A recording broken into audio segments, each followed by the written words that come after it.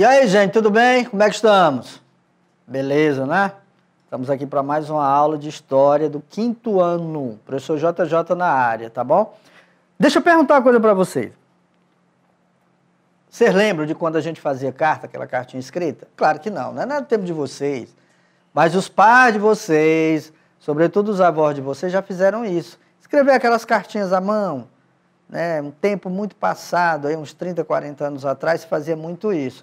Hoje a gente tem rede social, a gente tem e-mail, a gente nem faz mais isso, tá? Mas você já se perguntou como é que surgiu a escrita?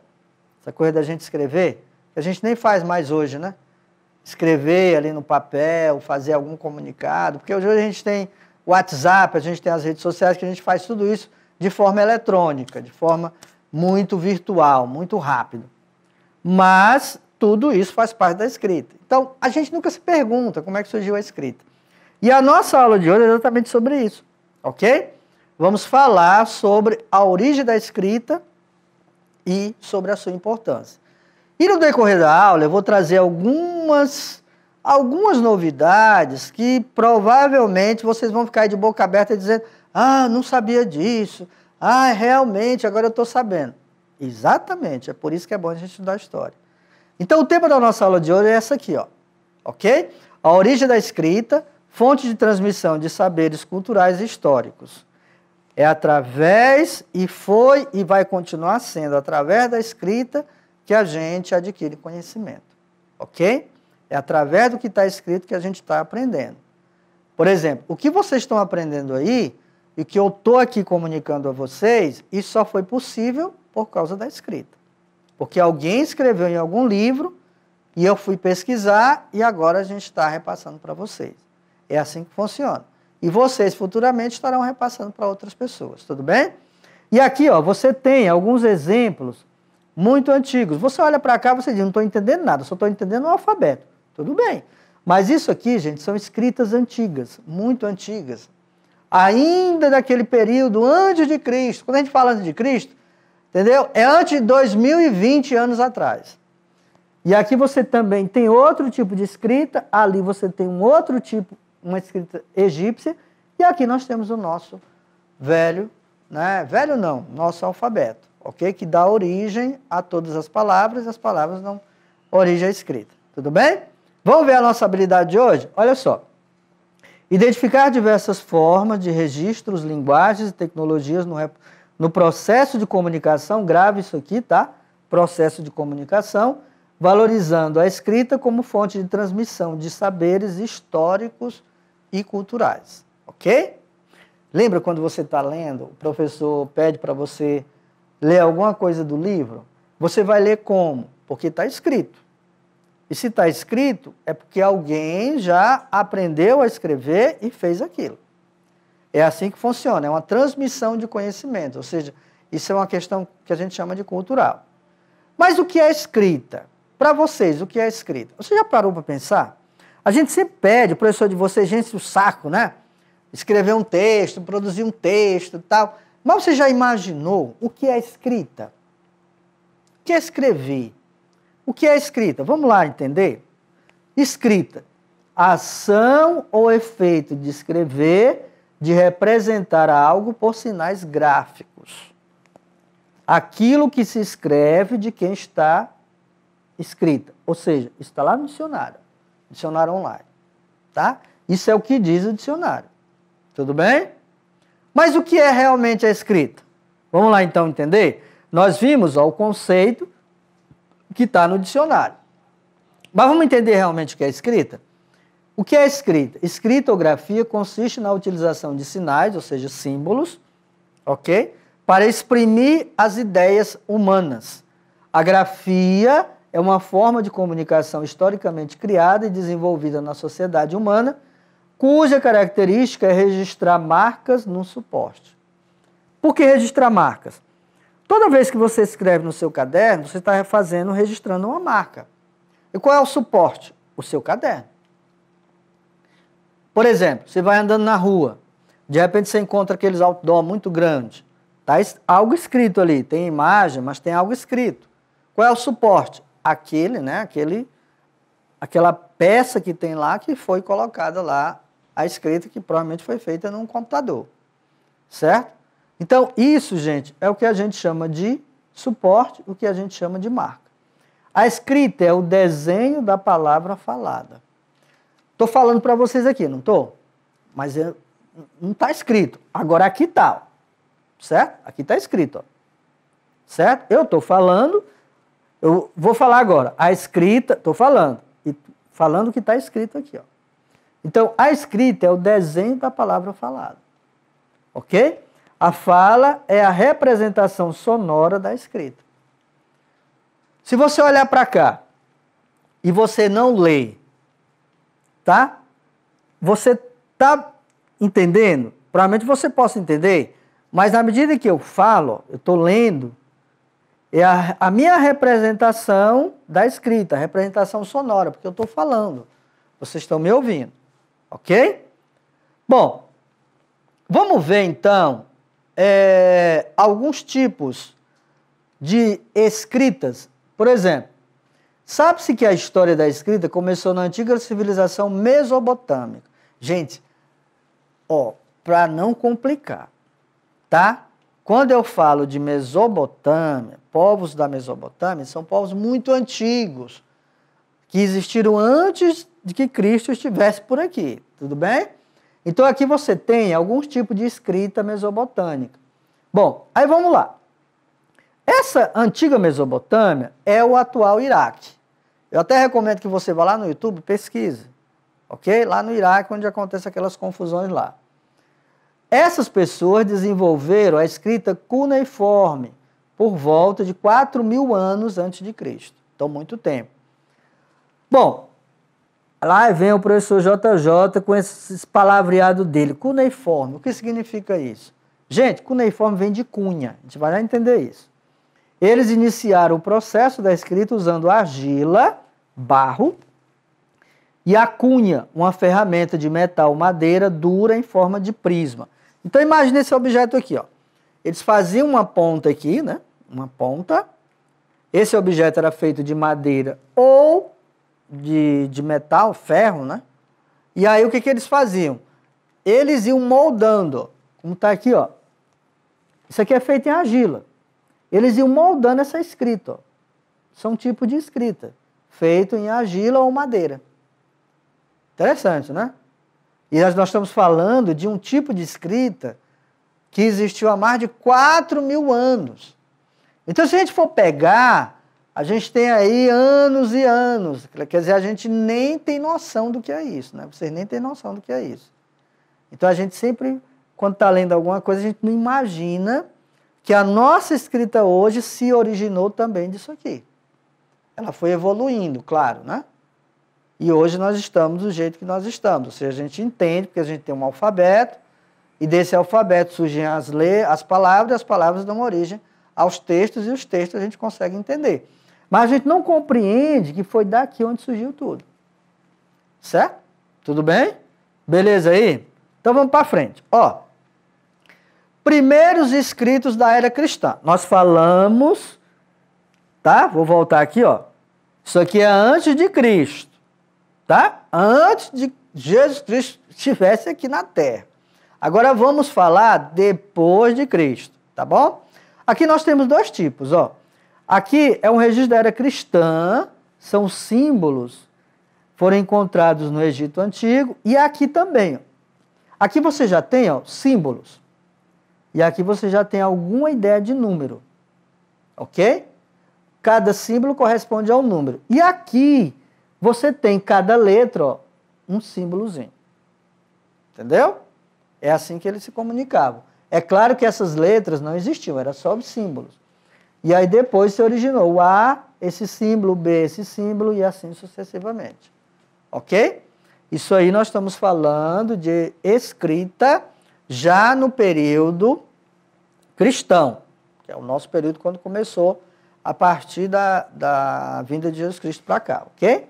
Então aqui você tem, provavelmente, o que se diz que isso aqui são escritos aramaicos, tá certo?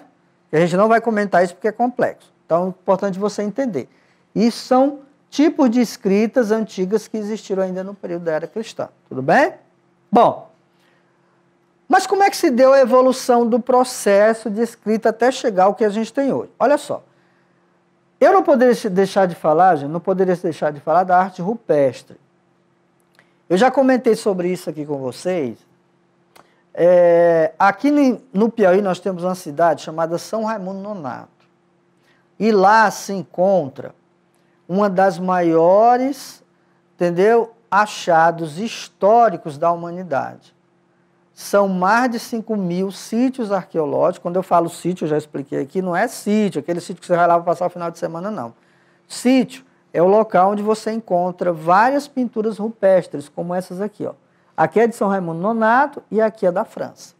Ok?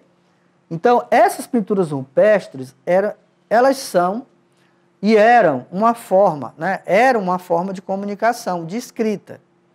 Esses povos ainda não tinham acesso, eles não tinham essa habilidade da escrita como a gente tem hoje, de escrever pelo alfabeto, ok? Usando o alfabeto. Eles usavam esse tipo de imagem, esse tipo de escrita para poder se comunicar.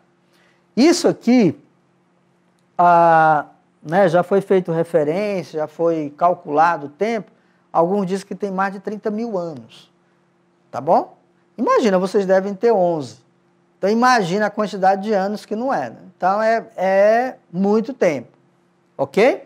Esta seria uma forma de manifestação simbólica, mas também um modo de assegurar a sobrevivência das futuras gerações. Geralmente, eles faziam isso aqui em cavernas, e aí essas futuras, os filhos, encontravam e poderiam se comunicar. Né? Até porque eles tinham dificuldade de comunicação pela fala, pela língua, como a gente tem agora. E aqui, ó, tem o papiro. Olha só, nós estamos falando da arte rupestre, tá? Uma das primeiras a surgir. E agora nós temos o papiro. Papiro que deu origem a papel. Exatamente, tá? A palavra papel vem de papiro. Papiro, 2.500 anos antes de Cristo. Aqui nós temos a arte rupestre, 40.000 anos antes de Cristo. E aqui, ó, nós temos o papiro, 2.500 anos antes de Cristo. Então, após a invenção da escrita, os egípcios desenvolveram a técnica de produzir folhas de papiro a partir da planta de papiro. Papiro, gente, é uma planta que tem no Egito, ainda tem. E eles usavam o papiro, ressecavam e ali eles usavam para escrever. Acho que você não sabia disso. Exatamente, por isso que estudar história é muito bacana. E aqui, ó, a folha de papiro era obtida utilizando a parte interna branca e porosa do calo do papiro. Ó. Isso aqui é um papiro. E aqui eles escreviam. Entendeu? E foi daí onde surgiu, veio também o nosso alfabeto. Quer ver? Ó? Vamos ver outro. Lembrando que nós estamos indo num processo de evolução da escrita. Tá bom? Nós começamos lá da escrita cuneiforme. Ok, aqui. Depois nós passamos pelo Egito, a escrita, né, da era... Aliás, desculpa, a escrita da era cristã, depois a escrita do Egito, aqui o papiro, e agora vem o famoso correio, 2.400 anos de Cristo. Deixa eu fazer uma pergunta para vocês. Vocês sabiam que há 2.400 anos já existia correio? Sabia disso? Sabia não, né? Pois é, já existia, tá? E esse correio, claro, não era o correio como a gente tem hoje, ok? Mais evoluído, mais tecnológico, né? Tudo feito na base da internet, etc. Não era assim, mas já existia. Por quê? Começou ainda no Egito Antigo por permitir aos faraós o envio de cartas ou documentos por toda a extensão do seu império, certo? Essas cartas eram expedidas pelos seus mensageiros, que realizavam diariamente dezenas de quilômetros, né, de modo a permitir a entrega ao destinatário sem muita demora. Então, quando os faraós queriam se comunicar com alguém que estava muito distante, eles mandavam alguma mensagem exatamente por esse tipo de correio. E esse tipo de correio, como é que era? Ó, assim, ao lombo de cavalo. Nós já falamos que aqui, por exemplo, no estado do Piauí, na época da colonização, que aqui tudo era muito mato, as pessoas para se comunicar demoravam meses para chegar uma carta na casa de alguém. Por quê? Porque o correio era a lombo de burro ou de cavalo, ok? Vamos ver outra aqui, ó. Telégrafo. Telégrafo que deu origem ao telefone. Então, telégrafo. O telégrafo consiste num instrumento criado com o objetivo de transmitir mensagens a longas distâncias. Gente, isso aqui é muito bacana, tá? E não é que estou inventando, não. Isso aqui é história. Olha só. Foi uma forma utilizada para transmitir às outras povoações, terras ou províncias a vitória numa batalha ou declaração de guerra. Uma delas, por exemplo. O que eu estou falando? O telégrafo de tochas. Certo? Que existiu 1.300 anos antes de Cristo. Olha só. Como é que eles faziam? Nas torres dos castelos existiam várias torres apropriadas para se colocar fogo. Então, quando eles queriam se comunicar, né, por exemplo, comunicar que aquele castelo foi invadido ou que ganhou a guerra, então eles acendiam as tochas, né, nas torres, aquela fumaça era vista a quilômetros e quilômetros de distância lá no outro reino, e aí fazia-se a comunicação. É o chamado telégrafo de tochas. Interessante, né? Bom, isso é história. Olha só, o telégrafo de tambores. Quando eu era pequeno e assistia filme de faroeste, a gente sempre tinha aquela história que os índios se comunicavam por tambores, batendo tambores. E muitas vezes a gente pensava que isso era invenção. E agora a gente está vendo que não é. Claro que não é igual ao filme, né? O filme é mais ficção. Mas existiu, ou seja, o telégrafo de tambor. Como era? O telégrafo de tambores era utilizado principalmente para o envio de mensagens utilizando tambores. Era tipo um código, tá? Tipo um código. Eu aposto que vocês até já fazem isso, ou já fizeram isso, mas não se tocam. Aquela mensagem codificada que você de repente está batendo ali na mesa e só o outro descobre, ou um código que você coloca lá no papelzinho, aí um outro bate, você já está sabendo que ela é um código e tal. Então, isso é uma forma de telégrafo, ok? Estes tinham uma caixa de ressonância que permitia propagar o som a longas distâncias. Olha só. Era uma forma de comunicação. Assim como uma comunidade tinha aqui, o outro também tinha lá. Então, um batia daqui, o outro respondia de lá. Certo? Beleza, né? Não é muito bacana? E olha só essa aqui. O telégrafo de fumo. 1.500 anos depois de Cristo. Isso já foi depois de Cristo. Olha só. Está vendo essa torre aí? Olha só essa torre aqui, como é interessante. O telégrafo de fumo teve como objetivo primordial a transmissão de mensagens utilizando sinais de fumo. Essa informação, depois de recebida pelo destinatário, era interpretada e decodificada, né, para posterior leitura e análise. Então, os caras pegavam aquele monte de fumo, colocavam fogo, saía aquela fumaça codificada e a outra pessoa lá ia decodificar, ou seja, ia tipo um códigozinho Morse, né, que a gente vai comentar daqui a pouco sobre isso, ele ia decodificando e lá a pessoa ia entender. Isso acontecia muito quando os guerreiros dessa época queriam se comunicar com outro castelo, né, outros guerreiros de outras localidades. Bem interessante, né? E aí vem, nós já estamos entrando numa época mais moderna, o famoso jornal, que basicamente hoje, né, ele basicamente está se acabando por causa de quê? Da nossa internet. Hoje a gente encontra as informações tudo na internet. Então, banca de revista não tem mais, que não é da época de vocês, mas aqui em Teresina teve muito. E tinha muita venda de jornal. Então, hoje a gente não encontra mais. Tem mais um aqui no centro de Teresina, mas é muito pouco. Então, se acabou. Por quê? Por causa da internet. As informações a gente encontra na internet. Então, o jornal, gente, século XVII. Tá? A gente pensa que o jornal surgiu no século XX, mas ele surgiu no século XVII. Ok? Estamos falando aqui, basicamente, de mais de 300 anos. O jornal é uma publicação que contém notícias e artigos, normalmente impressa em papel de custo relativamente baixo. O termo jornal só se tornou comum no século XVII. Ok? Vamos ver outro. Vamos evoluir? Ó, telégrafo elétrico. Aqui nós já estamos falando da época da eletricidade, que mudou tudo. Aqui, ó. tá? Telégrafo elétrico. O telégrafo elétrico foi inventado por Samuel Morse. Lembra que eu falei ainda agora sobre código Morse? Tá? Código Morse, aquela que você está batendo ali, de repente, batendo e a pessoa está entendendo do outro lado. Tipo um código Morse. Por que código Morse? Porque recebeu o nome do seu criador.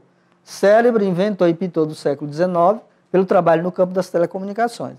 Samuel Morse inventou um código Morse, criado este código de moda permitiu o envio de mensagens codificadas a longas distâncias, utilizando apenas o som. Entendeu? Beleza, né? Os navios, né, ainda hoje usam um tipo de sonar baseado em som. Os animais, sobretudo os animais marinhos, eles utilizam muito o som para se localizar, como no caso da baleia, né, o golfinho. Eles têm um tipo de sonar baseado no som. Entendeu? Bom, aí vem o velho rádio, né? Que também é uma coisa que surgiu lá no século XIX. Então a gente pensa que ia acabar, mas não acabou.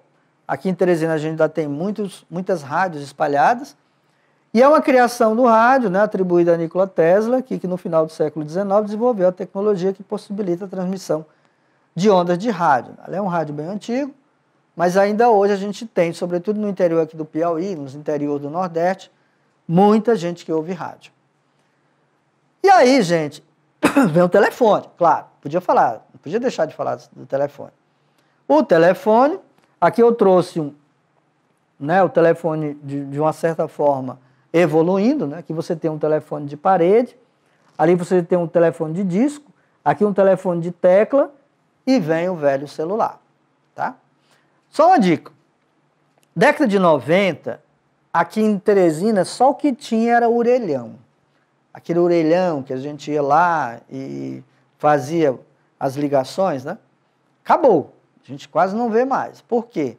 Porque todo mundo tem um celular, gente. Então não há necessidade mais de você estar recorrendo a um orelhão. Ok?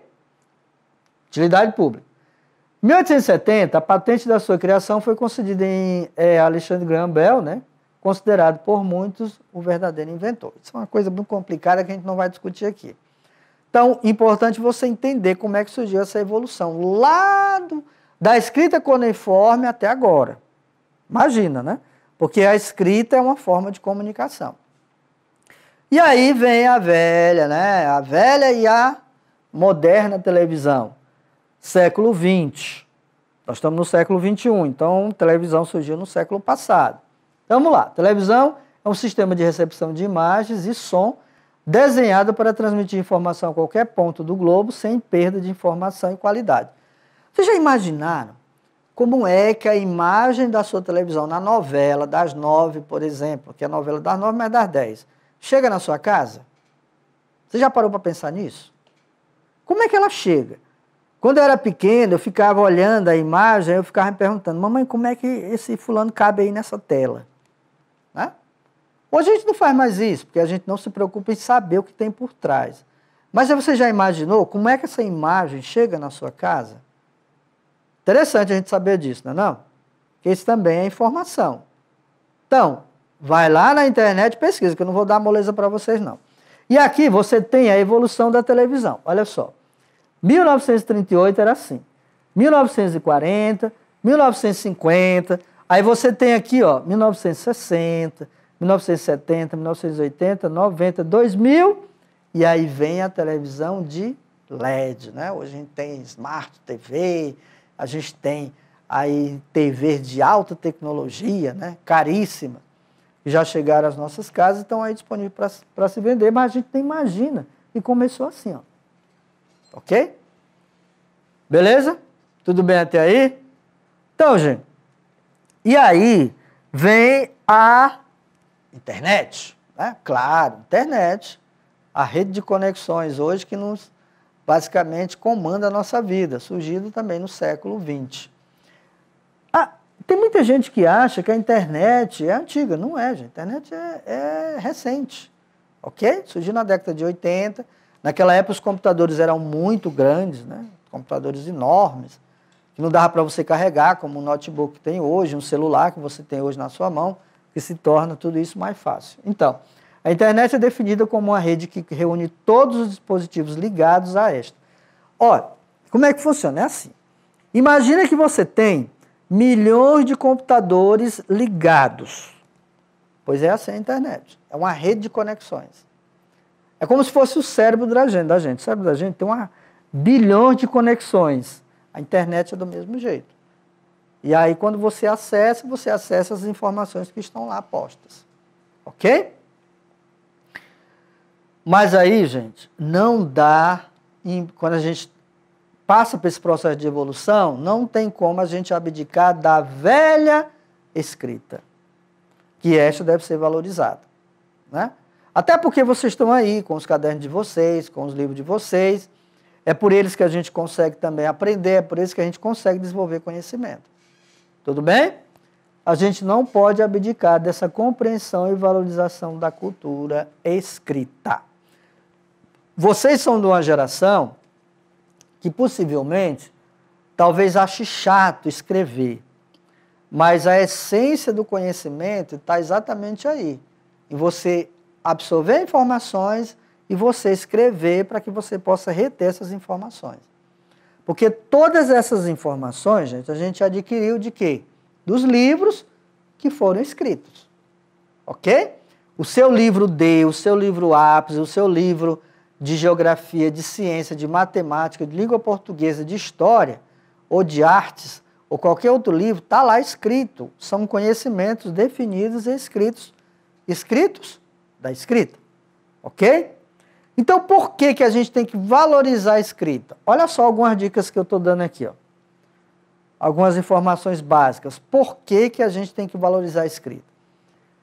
Porque ela colabora na alfabetização. Lembra quando você começou a aprender a escrever? Né? Talvez a sua tia ensinava lá a letra A, B com A, Bá, B com E, B. Ali tudo foi através da escrita. Você foi aprendendo, escrevendo. Certo? Foi aprendendo e foi escrevendo. Ajuda a organizar ideias. Quando eu peço para vocês produzir um texto, é exatamente para você poder definir as ideias na sua produção de texto. Você vai colocar aquilo que você entendeu. Já já tem uma surpresa. Melhora o seu texto, ajuda na sua comunicação.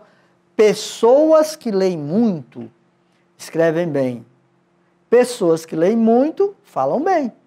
Por quê? Porque ele tem um vocabulário estritamente maior, tá? Muito maior, porque ele lê muito. Ajuda na vida profissional, registra sua própria história, aproxima pessoas distantes, né? Incentiva a leitura, promove a inclusão. Ok? Gente, é complicado alguém que não sabe ler nem escrever. É muito complexo a vida dele. Vocês são privilegiados por causa disso, tudo bem? E a surpresa é exatamente essa, ó, que é o nosso desafio de casa, que eu sempre trago, lembra?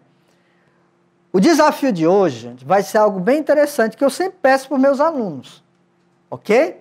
Qual é? Você vai escrever uma carta para alguém da sua família ou para um colega de sala, falando sobre a aula de hoje. Aí você deve estar dizendo aí, lá vem o professor JJ com as histórias dele. Exatamente. Você vai pegar o seu caderninho aí e vai produzir uma carta. Como é que se faz uma carta? Eu quero aquela carta de forma tradicional, viu? Teresina, 6 de novembro de 2020. Aí coloca lá a saudação, vem a saudação, ok? Não pode esquecer disso. Querido amigo, ou querido pai, querida mãe, ou minha mãe. Aí você começa. Hoje tivemos aula de história do professor JJ, falamos sobre a escrita. Aí você vai falar na sua cartinha, dando as informações do que a gente repassou para vocês aqui. Falando sobre a aula de hoje. Você pode aumentar, acrescentar, fazer do seu jeito. Não esquecendo que lá no final, o que você faz? A saudação final, beijos, abraços, etc. E coloca lá seu nome. Beleza? Então, gente, tá aí. O desafio está posto, viu? Terminou, coloca lá no MOP, seu professor verificar, corrigir. E a gente se vê na próxima aula. Cuidado que a Covid está por aí. Tchau, tchau.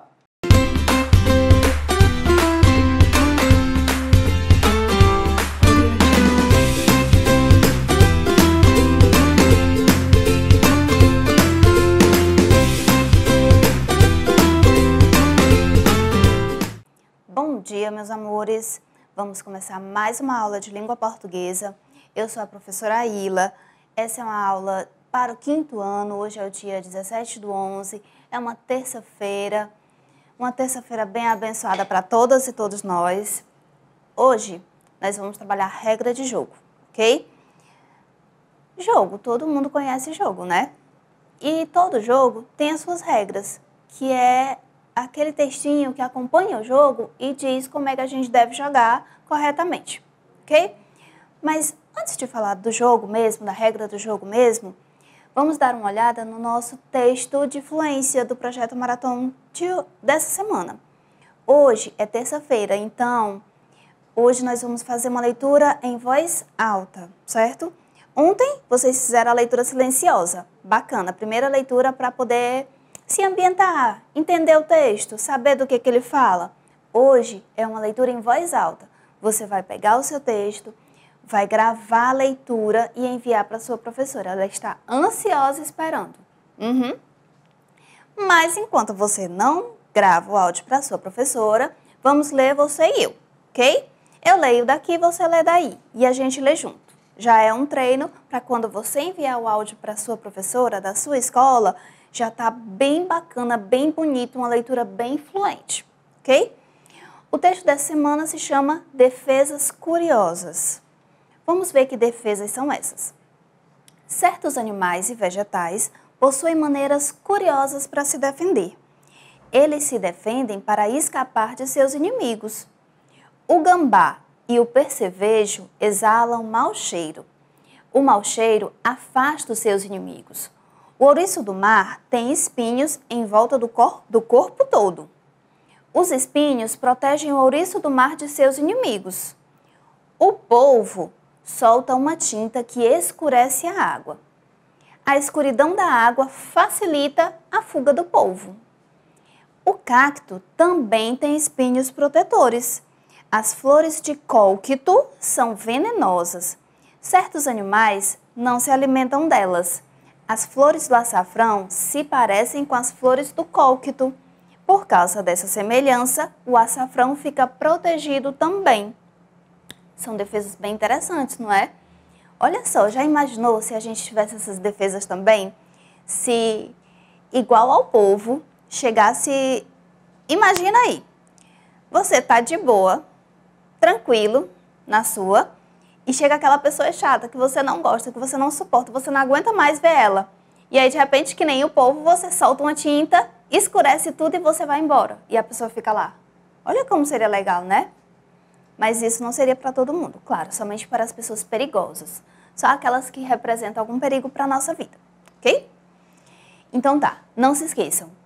A gente leu agora. Bacana, eu tenho certeza que vocês leram aí em casa e que vocês estão bem mais fluentes agora na leitura desse texto.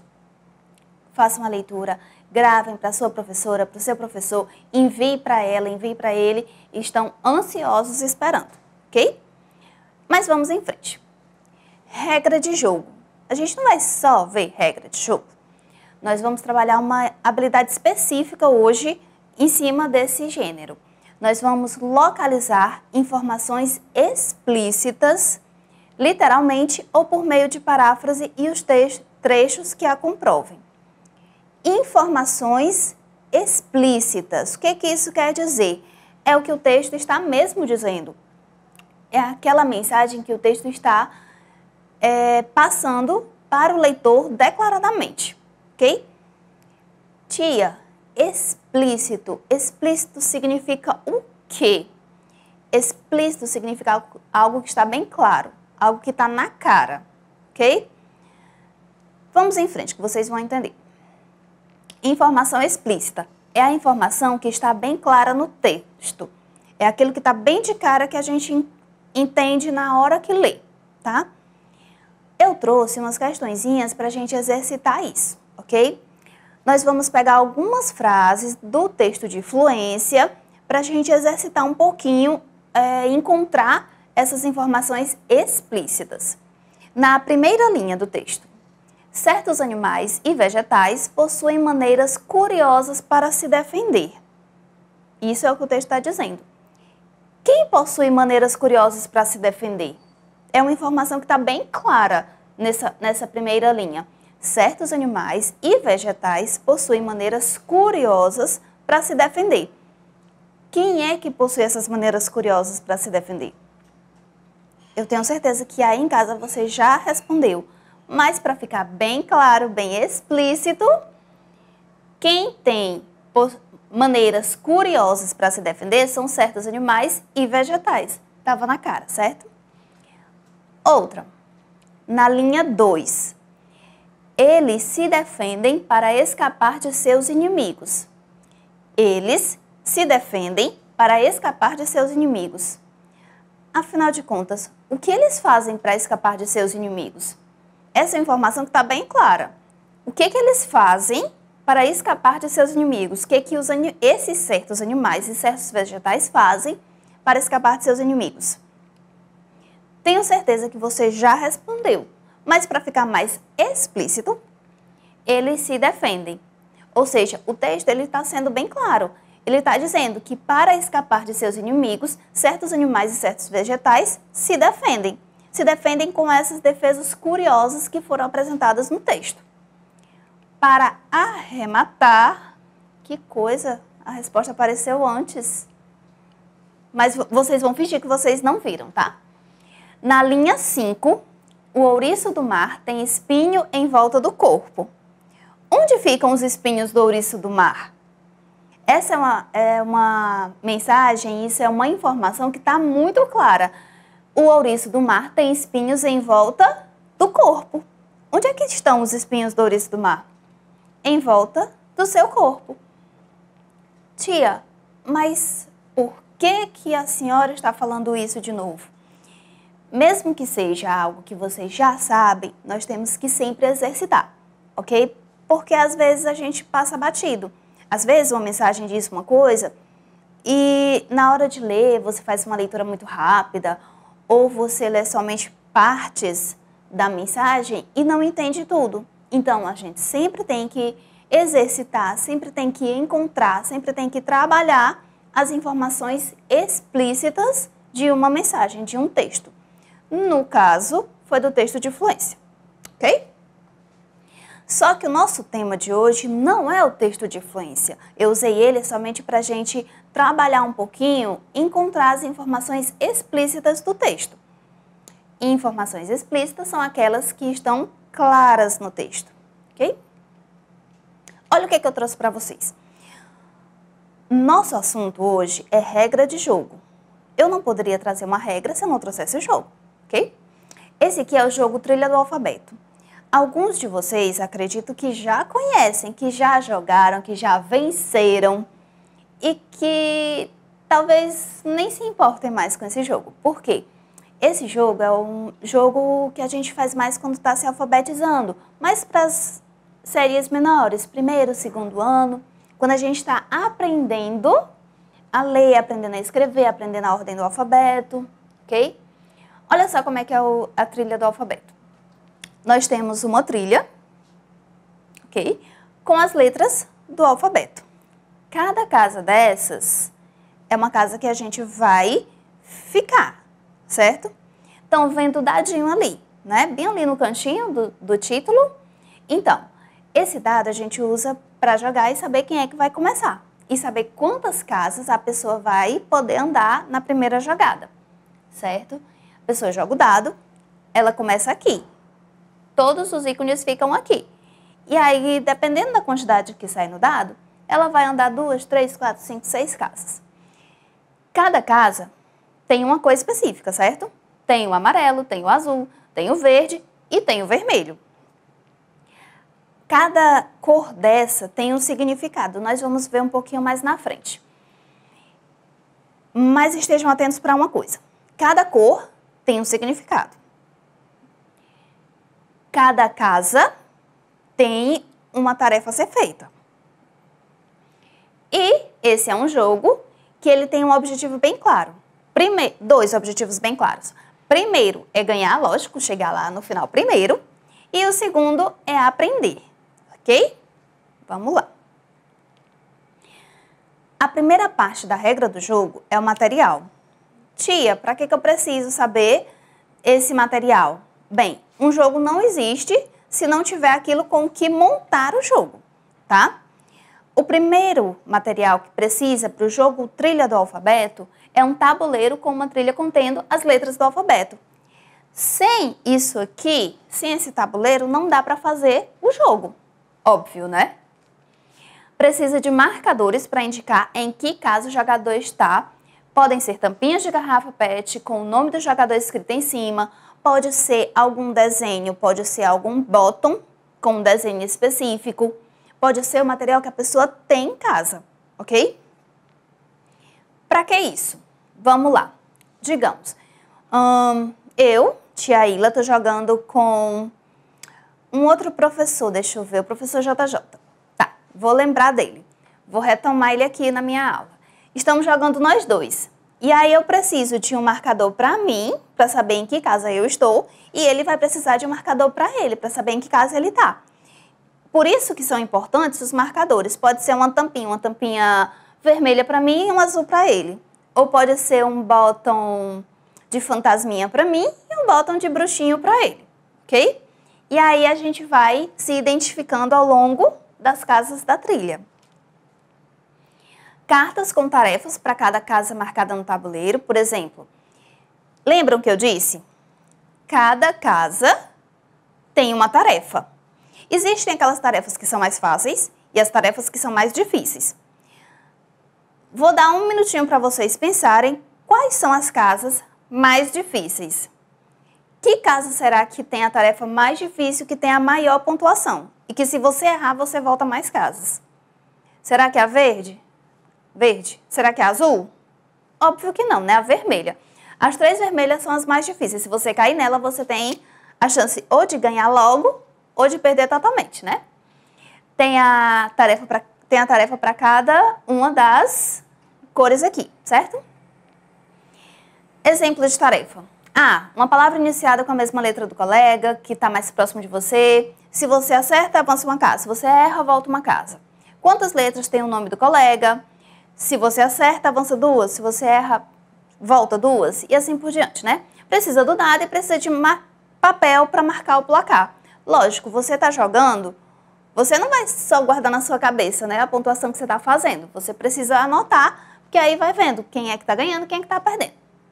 Mas essa é somente a primeira parte das regras do jogo. As regras também mostram o objetivo do jogo. Como eu falei, esse jogo tem 2 objetivos. Chegar ao final da trilha primeiro, cumprindo todas as tarefas, esse é o objetivo principal do jogo. E o objetivo secundário, aquele segundo plano, é aprender. Lógico, né? Jogo de professora sempre é para aprender. Número de jogadores, 8 no máximo.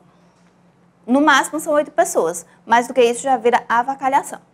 Faixa etária, de 5 a 7 anos de idade. Lembra que eu falei no começo? É um jogo quando você está aprendendo. Aprendendo o alfabeto, aprendendo a ordem alfabética, né? Primeiro e segundo ano. De 5 a 7 anos de idade é a faixa etária é a idade ideal para esse jogo.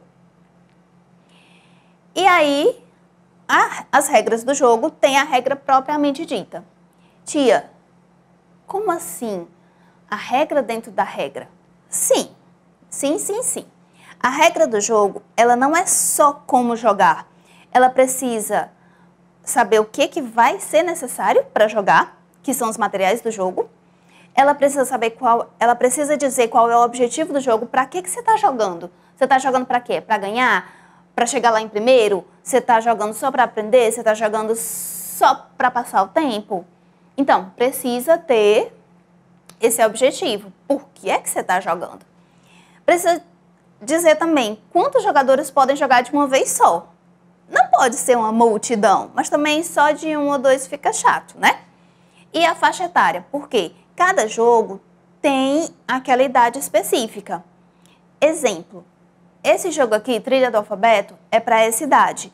Vocês que estão no 5º ano, com 9, 10, 11 anos, vocês não vão achar muito divertido, vocês não vão gostar tanto, porque é um jogo mais elementar, mais para crianças menores. Do mesmo jeito que vocês jogam Uno. Acredito que sim, acredito que a maioria de vocês joga Uno. Mas uma criança de 4 ou 5 anos não vai achar divertido, porque ela não sabe. Então, cada jogo tem a sua faixa etária.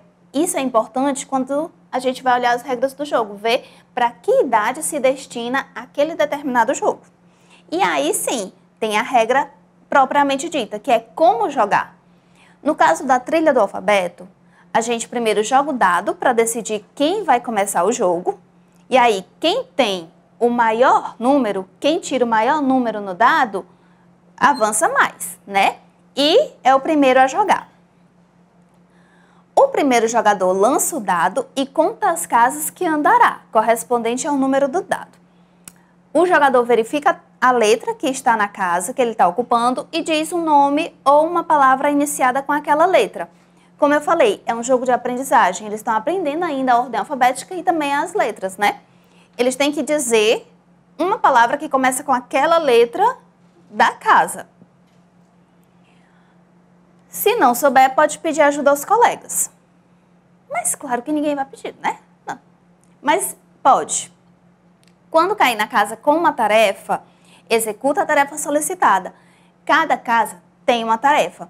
Então, quando cai em uma determinada casa, vamos voltar aqui. Digamos, no dado eu tirei o número 3, ok? Fui A, B e C. Eu cheguei aqui no C. O C tem uma determinada tarefa. Então, cheguei aqui no C, eu primeiro digo uma palavra que começa com C. Cachalote. A baleia cachalote. E aí, pego a cartinha dessa casa e faço a tarefa. Pode ser uma tarefa assim, quantas sílabas tem a palavra que você falou? Então, cachalote, 4 sílabas. Acertei, aí avança 2 casas, ok? Já vou para a letra E. E assim por diante. A pessoa vai jogando, vai caindo na casa, diz uma palavra, cumpre a tarefa e aí avança. Ou se errar, volta a quantidade de casas definida na carta. Quando cair na casa com a tarefa, executa a tarefa solicitada. Bacana. E vence quem chegar primeiro ao final da trilha. Quem chegar lá na letra Z e fizer a tarefa e chegar na estrela, ganhou. Ok? Então, vamos lá. O que é essa regra de jogo, então? O texto regra de jogo é um texto instrucional, ou seja, ele dá instruções. Ele orienta como jogar um jogo, ok? A regra de jogo não é só pegar o jogo, dizer o que precisa e botar lá na mesa. Não. Ele vai te dizer o que precisa para jogar, te dizer quem pode jogar, quantas podem jogar ao mesmo tempo e como é que pode jogar. E como é que pode vencer, ok? Mas, logicamente, a gente não vai ficar só lendo o texto. Não vou ficar só explicando o texto, explicando, porque vocês vão ver isso na aula também, ok? A gente também vai exercitar o que eu expliquei sobre o texto, tá bom? Por que será que essa aula tá assim, hein? Eu acho que tem alguém conspirando para vocês saberem as respostas antes de eu terminar a pergunta. Não sei, acho que Deus está ajudando vocês hoje. Com base na regra do jogo Trilha do Alfabeto que nós vimos, responda as questões a seguir. Questões bem simples, bem básicas, muito fáceis, para vocês poderem entender aquela habilidade lá do começo. Encontrar informações explícitas em um texto, tá bom? São perguntas simples sobre o texto que a gente leu e que vocês vão observar que as informações explícitas, elas estão em lugares mais fáceis do que nós imaginamos. Porém, às vezes, nós passamos por cima e não observamos. Primeira questão. Esse jogo é destinado a crianças de que idade? É de 4 a 5 anos? É de 5 a 6 anos? É de 4 a 7 anos? Ou é de 5 a 7 anos? Essa resposta vocês já têm, porque tem alguém lá em cima que está ajudando vocês a verem a resposta antes de eu perguntar. 5 a 7 anos. Isso é importante por quê? Por que tem a faixa etária na regra do jogo? Para que a pessoa que está comprando, ou a pessoa que está vendo, a pessoa que está interessada naquele jogo, saiba se é adequado para a idade dela ou não. Por exemplo, se eu fosse uma professora, se eu voltasse lá para a CEMEI, se eu fosse a professora do maternalzinho, os meninos de 2, 3 anos de idade, será que eu poderia utilizar o jogo Trilha do Alfabeto para esse público? Não. Por quê? Ele é destinado a 5 a 7 anos de idade. E lá no maternalzinho é de 2 a 3 anos. Então, olha como foi importante ter a faixa etária no jogo, na regra do jogo. Já me disse, eu não posso usar ele na série que eu quero. Vamos em frente. Segunda questão. Marque a alternativa que indica o motivo de jogar o dado. Lá no começo, joga o dado para quê? É para saber quem vai ganhar o jogo? É para decidir qual tarefa será feita primeiro? Ou é para acabar o jogo logo de uma vez? Ou ainda, é para decidir quem começará o jogo? Lá naquele primeiro dado, né, foi a primeira partezinha da regra propriamente dita. O jogador joga o dado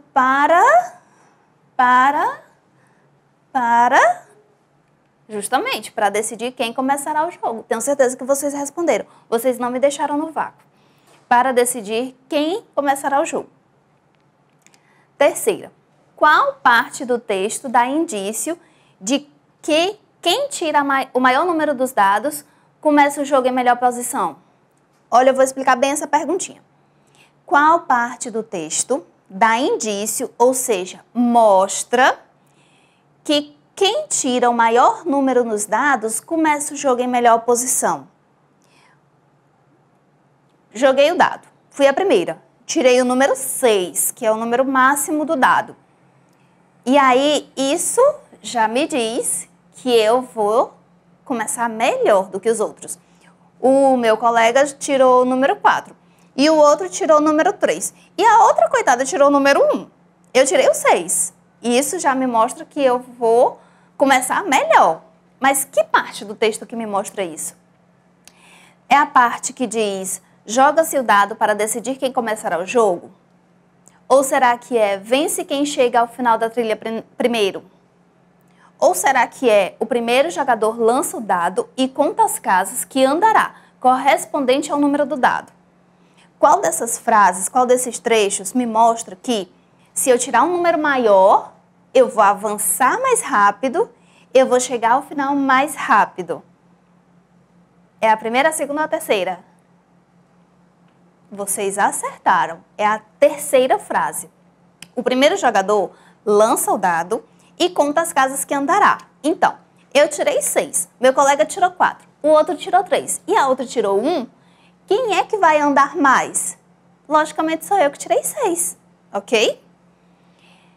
Então, eu vou andar mais casas e aí eu provavelmente vou chegar ao final antes dos meus colegas que estão jogando comigo, certo?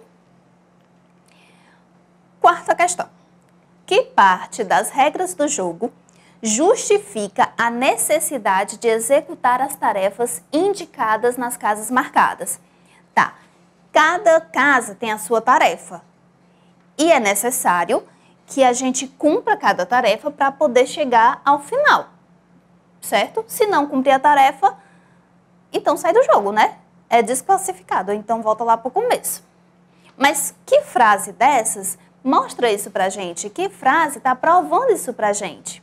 Será que é a frase que diz, material, cartas com tarefas para cada casa marcada no tabuleiro?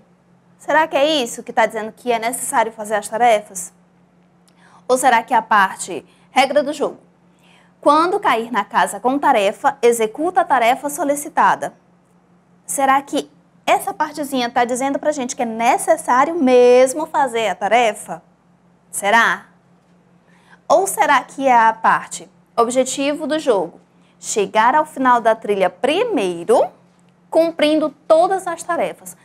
Qual dessas três está dizendo pra gente que é necessário fazer as tarefas para poder chegar ao final e conseguir vencer o jogo? Vou dar um tempinho. Eu acho que essa é difícil, não é? Será que é tão difícil assim que a gente precisa de um tempinho para pensar? Eu vou contar, contagem regressiva, que nem eu faço na sala de aula. Os meus alunos, meus queridos alunos que estão no meu coração vão se lembrar. Lembram que a gente fazia? 3, 2, 1 e vocês acertaram. O objetivo do jogo: chegar ao final da trilha primeiro cumprindo todas as tarefas. Não adianta só jogar o dado. Quando pegar a cartinha, tem que fazer a tarefa que está escrita na cartinha. Se fizer, se cumprir direitinho, aí consegue avançar a quantidade de casas, consegue ir adiante para poder tentar chegar primeiro ao final do jogo. Se não acertar, se fizer, mas não acertar, volta às casas e aí já perde a chance de chegar primeiro, né? E se não fizer, é desclassificado do jogo. Aí não joga, né? Não quer jogar, não joga. Então, pessoal, na próxima aula, a gente vai continuar com a regra de jogo, tá? Mas antes de a gente ir para a próxima aula, vamos lá. Vamos lembrar o que foi que nós vimos hoje. A regra do jogo é um texto instrucional, certo? Serve para orientar como jogar um jogo. Bacana, né? Isso a gente entendeu. Nessas regras, nós temos informações explícitas, ok? Informações explícitas são aquelas que estão bem claras no jogo, no texto, qualquer que seja o texto, não só nas regras de jogo, mas também tem em contos, tem em lendas, tem em manuais de instrução, tem em fábulas, enfim, todos os textos, tá? Todo texto tem as suas informações explícitas. Às vezes, nós lemos tão rapidamente, ou a gente nem lê direito e perde essas informações explícitas. Por isso que é importante a gente sempre parar e ler um pouco mais devagar.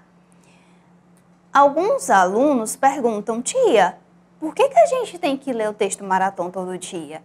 Por que a gente tem que ler o mesmo texto todo dia? Justamente por isso. Às vezes, nós lemos tão rapidamente que deixamos passar informações que estão muito claras, estão na nossa cara. Então, leia um pouco mais devagar, observa que tem informações explícitas, que é a mensagem que o autor está tentando passar claramente para você, ok? Por isso que é importante a gente sempre trabalhar essas informações explícitas. E muito importante também é você fazer a sua tarefa, aquela que a sua professora com todo carinho elaborou para você na aula da escola, aquela tarefinha que ela ficou até tarde, planejando, pensando, melhorando, só para você fazer, tirar a foto, tirar as dúvidas com ela, aí depois responder bem bonita e enviar para ela. Então, gente, por favor, eu peço encarecidamente, faça as tarefinhas que a gente manda no grupo, que a gente manda no aplicativo, ok? Faz, tira a foto. Se tem uma questão que você não entendeu, pergunta, pede ajuda para a mãe, pede ajuda para a professora, manda um áudio dizendo: tia, eu não entendi, me ajuda, eu estou precisando entender, eu quero entender isso agora. Então, não deixe a professora sozinha, faça a tarefinha, mande a foto para a professora, tá bom? Estou pedindo encarecidamente, mande a foto para a professora que a gente está esperando, ok? Então, pessoal, essa foi a nossa aula sobre regra de jogo. Muito simples, não foi uma aula super light, tá bom? Eu sou a professora Aila, do 5º ano de Língua Portuguesa. A gente se encontra no próximo horário.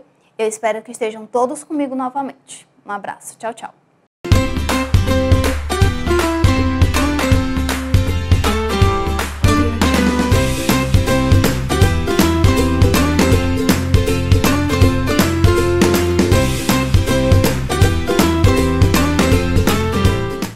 Oi, pessoal, estou de volta. Estamos de volta com a nossa aula de língua portuguesa de hoje. Hoje é terça-feira, dia 17 de novembro, um dia abençoado, graças a Deus. Eu sou a professora Aila e nós vamos continuar a falar sobre regra de jogo, tá? Na aula passada, nós falamos de um jogo que era para crianças menores. Hoje, nós vamos continuar falando de um outro jogo, já para crianças maiores. Mas vocês vão ver com o tempo, tá? Antes da nossa regra, antes do jogo de hoje, eu quero trazer para vocês um texto que eu achei muito bacana, muito interessante. Que eu gostei de verdade, sabe? E eu quero compartilhar com vocês, tá? O título é O Campeão de Futebol de Botão. Já pelo título, nós já podemos imaginar, vai falar sobre futebol, vai falar sobre futebol de botão, que não é aquele que aparece na TV, mas que deve ser parecido. Nós vamos falar sobre... É um jogo normalmente de meninos, né? Porque ainda se pensa que futebol é mais coisa de meninos, apesar de ser de menina também. Nós vamos falar sobre se ele foi campeão, é porque teve um campeonato. Então, provavelmente, nesse texto vai ter alguma coisa relacionada a campeonato de futebol de botão, certo?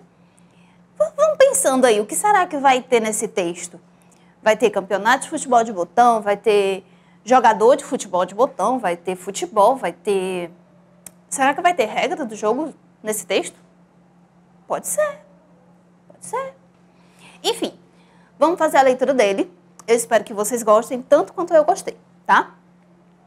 Só uma coisinha. Estamos na reticências? Significa que eu tirei uma parte desse texto.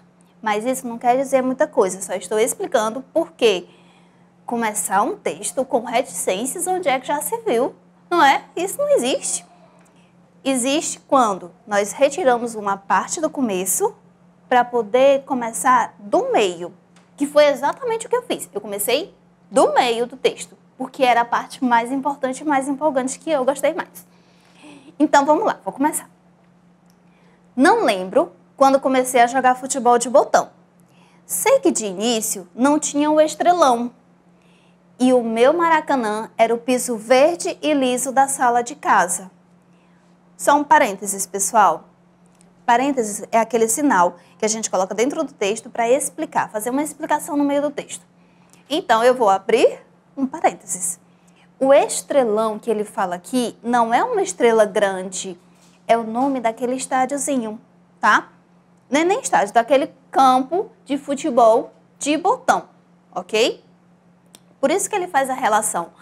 Eu não tinha o estrelão. O meu Maracanã é o nome de um estádio de futebol muito famoso, né? Que hoje é a Arena Maracanã, tá?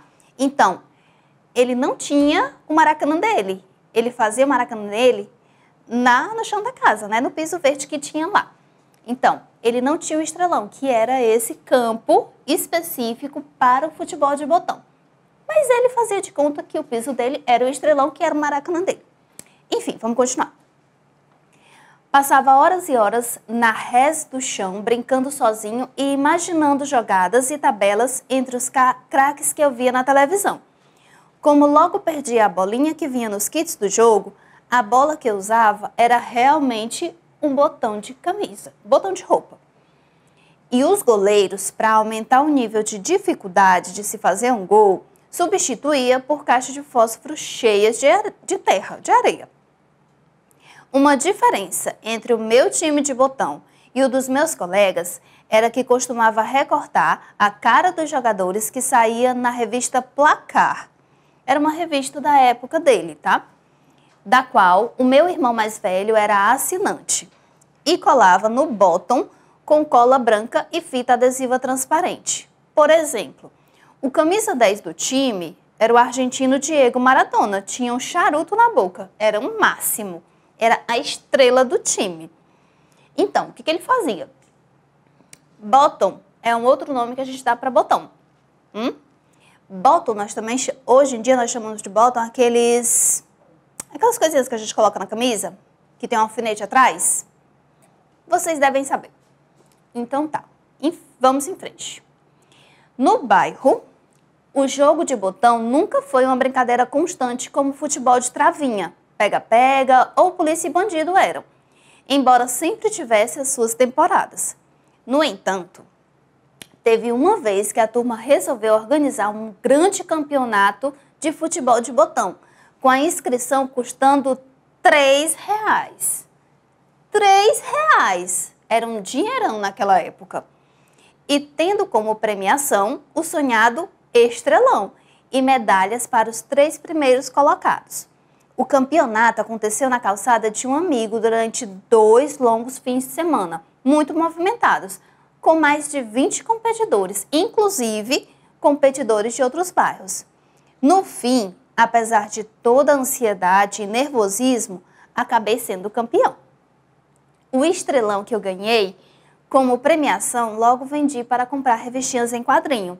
E a medalha, infelizmente, eu perdi. Mas não tenho dúvidas de que esse seja até hoje o título que mais me orgulho de ter ganhado. Então, olha só o que foi que... Olha, por que eu gostei desse texto? Na época desse autor aqui, olha quem é o autor, é o Bruno Paulino. Ele fez esse texto falando sobre a própria infância. Por isso que o texto todo está em primeira pessoa do singular, ou seja, eu. Todo o texto, se vocês observarem, se refere ao eu. Eu, no caso, não sou eu, Tia Ila, é o eu, Bruno Paulino, que é o autor e também o narrador personagem desse texto, ok? Lembra, narrador-personagem é aquele narrador que tanto conta a história como participa da história. Ele todo o tempo fala da história dele mesmo, tá? Ele não tinha o estrelão, mas o Maracanã dele era o piso da sala dele. E, apesar de o futebol de botão não ser aquela brincadeira sempre constante que todo dia tinha, como o futebol de travinha, que é aquele futebol normal, né? Aquela pelada que jogam sempre na rua, ele jogava, ele treinava em casa. E de tempos em tempos, todo mundo queria jogar, né? E teve um campeonato que custou R$3. Hoje em dia, R$3 não vale mais muita coisa. Mas na época dele, era um dinheirão. E ele conseguiu, olha como ele deu valor para esse campeonato. Ele conseguiu o dinheiro, ele se inscreveu, ele participou, jogou, competiu e acabou ganhando. Apesar do nervosismo dele. Apesar do nervosismo. Por que eu gostei desse texto? Às vezes, nós queremos tanto fazer uma coisa que a gente acaba ficando muito nervoso, muito ansioso. Algumas pessoas acabam até desistindo. Elas queriam tanto, mas ficaram tão nervosas e tão ansiosas que desistem. Ele não desistiu. Ele ficou nervoso? Ficou. Ficou com medo? Ficou. Mas ele continuou. Ele foi, ele cumpriu todos os jogos, ele participou do campeonato todo e acabou ganhando. Então, isso também é uma mensagem que vale pra gente. Às vezes, nós queremos tanto alguma coisa, tanto, que a gente fica nervoso, fica ansioso, fica com medo, mas a gente não deve desistir. Por mais que seja difícil, por mais que demore, por mais que seja trabalhoso, se a gente quer, a gente tem que continuar, ok? E aí, a gente vai ser que nem o Bruno Paulino, vai ganhar o campeonato. Enfim, esse texto fala sobre o futebol de botão, não é? Guardem isso, tá falando sobre futebol de botão. Vamos ver se vocês entenderam bem o texto, tá? Qual era o Maracanã do personagem? Lembram que eu falei lá no comecinho? Ele não tinha um estrelão. O estrelão é esse aqui, ó. A mesa do futebol de botão, tá? Ele não tinha, mas mesmo assim ele tinha o Maracanã dele. Ele fazia esse Maracanã em algum lugar. Onde é que ele fazia? Era no estrelão? Era na grama do quintal de sua casa? Era no piso vermelho rugoso da sala da sua casa? Ou era no piso verde liso da sala dele? Isso aí ficou fácil, não ficou? Era o piso verde liso da sala de sua casa. Informação explícita, que nem o que a gente viu na aula passada. Segunda, que parte do texto justifica a utilização do botão de roupa como bola no jogo? Lembram que ele disse que ele usava mesmo um botão de roupa como bola dele? Por que será que ele usava o botão? Por que ele não usava a bolinha que vem no kit do jogo de botão? Vamos ver qual frase vai dizer o motivo de ele usar esse botão. Era para aumentar o nível de dificuldade de se fazer um gol, substituía por caixa de fósforo cheia de terra. Isso está explicando por que ele usava o botão de roupa? Ou será que era A turma resolveu organizar um grande campeonato de futebol de botão. Ou ainda, como logo perdi a bolinha que vinha nos kits do jogo, usava um botão de roupa. Isso ficou muito fácil, não ficou? Tá óbvio. Ah, tia, muito fácil. Ele usava um botão como bola do jogo porque ele perdia a bolinha que vinha nos kits. Isso também é informação explícita. Tia, a senhora está falando muito disso. Vou repetir. Às vezes nós lemos muito rapidamente, passando por cima de informações que são bem claras, ok? Enfim, qual dos trechos abaixo nos mostra que a empolgação da vitória no campeonato de futebol de botão não durou muito tempo? A empolgação dele não durou tanto tempo assim, né? Apesar de ele ter considerado que aquele título foi o mais importante da vida dele, a empolgação enquanto ele era criança não durou tanto. Que trecho justifica isso? Será que no fim, apesar de toda a ansiedade e nervosismo, acabei sendo campeão? Ou será que foi no bairro, o jogo de botão nunca foi uma brincadeira constante, como futebol de travinha, pega-pega ou polícia e bandido eram, embora sempre tivesse suas temporadas?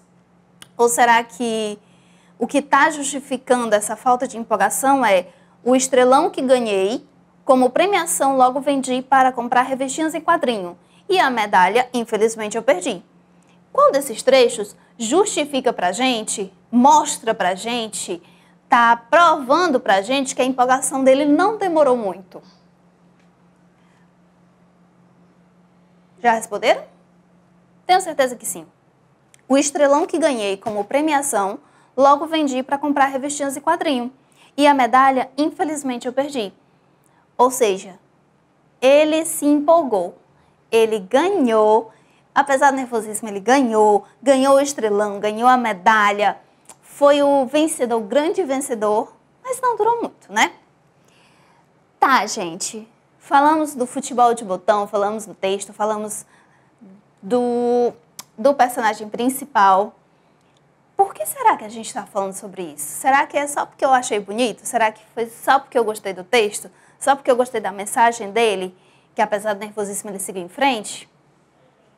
Quem me conhece sabe que não, né? Isso eu mostrei porque nós vamos trabalhar com uma habilidade. E nós vamos trabalhar regra do jogo. A nossa habilidade de hoje é estabelecer relação causa-consequência entre partes e elementos do texto. Vocês vão entendendo. O que isso quer dizer? Que tudo se conecta.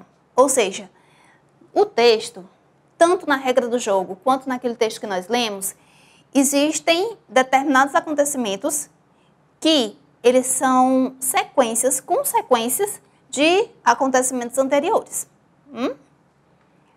Vamos entender com o segmento da aula. Esse aqui é o estrelão, ok?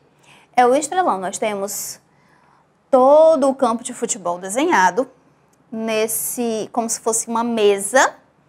Nós temos os dois gols, de um lado e do outro, os dois goleiros, nós temos os jogadores, temos todas as tabelas, todos os desenhos, né, os espaços delimitados do campo de futebol. Esse é como se fosse o tabuleiro, é o campo do jogo futebol de botão, que também é conhecido como futebol de mesa, ok? Olha só o que nós precisamos para jogar o futebol de botão. O time. No futebol normal, nós temos 11 jogadores em campo e nós temos os reservas, certo? No futebol de botão, são só os 11 mesmo, tá bom? Esses 11 jogadores são constituídos do quê? São 10 botões circulares, o botãozinho, esses aqui, ó, que são circulares, e nós temos um jogador que é diferente, que é o goleiro. Ele é como se fosse uma caixinha de fósforo, tá? É um retângulozinho. O campo é uma mesa de superfície plana feita com chapa laminada ou compensado, pintada como um campo de futebol com 2 goleiras fixadas nas extremidades menores. Vamos lá voltar. Essas goleiras não são goleiros femininos, não são meninas que são goleiras. É o nome que está dando para o que nós conhecemos como gol, ok? Isso aqui é uma goleira e ali é a outra, que ficam na extremidade menor, tá? E o gol, essa goleira fica fixada no campo, ela não sai do lugar. Do mesmo jeito que o goleiro, ele também não é para sair, ele tem que ficar presinho ali na frente do gol. E também é preciso de uma bolinha com 1 centímetro de diâmetro. Aqui no meio tem uma bolinha bem pequenininha, que é justamente a bolinha que o personagem principal, o narrador personagem daquele texto, sempre perdia. E ele acabava usando um botão de roupa. Tia, tá, mas por que você está falando isso? Lembram da nossa outra aula que, na regra de jogo, a primeira parte são os materiais? Então, aqui nós também temos isso. Apesar de não ter o nome materiais, mas nós temos o que nós precisamos para jogar o futebol de mesa, futebol de botão. Precisa do time, precisa do campo e precisa da bolinha. Será que precisa de mais alguma coisa? Será que está faltando mais alguma coisa? Claro que tá, né? Precisamos saber o tempo de jogo e também o objetivo do jogo. Normalmente, o futebol, eles são 2 tempos de 45 minutos que tem os acréscimos, podem ser acrescentados tantos minutos, né, que forem decididos pelos árbitros. E entre os 2 tempos tem um intervalo. No futebol de botão é do mesmo jeito. Temos 2 tempos de 10 a 15 minutos com um intervalo de 2 a 5 minutos. Isso é decidido ali na hora do jogo. Tem lugares que são 2 tempos de 10 minutos e um intervalo de 5. Tem lugares que são 2 tempos de 10 minutos e um intervalo de 2 minutos. E assim sucessivamente, mas varia nesse tempo aqui, tá bom? Entre um tempo e outro tem um intervalo. E assim, no primeiro tempo começa um jogador de um lado e o outro jogador do outro. No segundo tempo, eles trocam de lado, ok? E o grande objetivo do jogo é manter a posse de bola até que um gol seja marcado. O jogador com mais gols ganha o jogo, igual ao futebol normal, o futebol de pessoas mesmo, tá bom? Tia, tá, mas eu ainda não entendi qual é a relação disso com a regra de jogo. A regra do jogo não só ensina a jogar, ela também diz o que precisa para jogar e dá algumas informações importantes sobre o jogo. A informação mais importante do jogo é o objetivo, como é que ganha. E aí sim, enfim, como jogar, que são as regras propriamente ditas. Deve-se impulsionar as figuras por piparote. Eu demorei muito a entender o que era um piparote. Piparote é quando você pega o seu dedo indicador e você dá um impulso. Você faz isso aqui no botão. Eu demorei muito tempo para entender isso, mas eu entendi. Então, deve-se impulsionar as figuras, que são os jogadores circulares, com um piparote, com a palheta ou o dedo indicador médio. Existem 2 formas de jogar. Com o dedo indicador, no piparote, e com a palheta, que é um botãozinho que você usa para impulsionar, fazer o mesmo movimento do dedo. As bases das figuras podem ser limpas e polidas antes do jogo para ajudá-las a deslizar com precisão ao longo do campo. Olha uma coisa importante das regras do jogo. Já está dizendo como é que você faz para melhorar o desempenho do seu jogo. Você pode limpar e polir as bases das figuras dos jogadores circulares para que eles possam deslizar com mais precisão, ou seja, ir mais rápido, deslizar melhor e você fazer o gol. Jogadas maiores, tal. Para cada impulso de ataque, o jogador defensor pode mover uma figura para defender, bloquear ou posicionar como entender. Esse movimento defensivo não deve tocar a bola ou qualquer outra figura do atacante. O atacante, que é o que está com a posse de bola, não tem que esperar que o jogador defensor faça o seu movimento defensivo. Então, o atacante está aqui, com a bola, jogando sua bola, fazendo sua jogada. O defensor já pode estar modificando as pecinhas dele para não deixar o outro fazer o gol. Enquanto o defensor está modificando o jogo dele, o atacante vai atacando, tentando fazer o gol.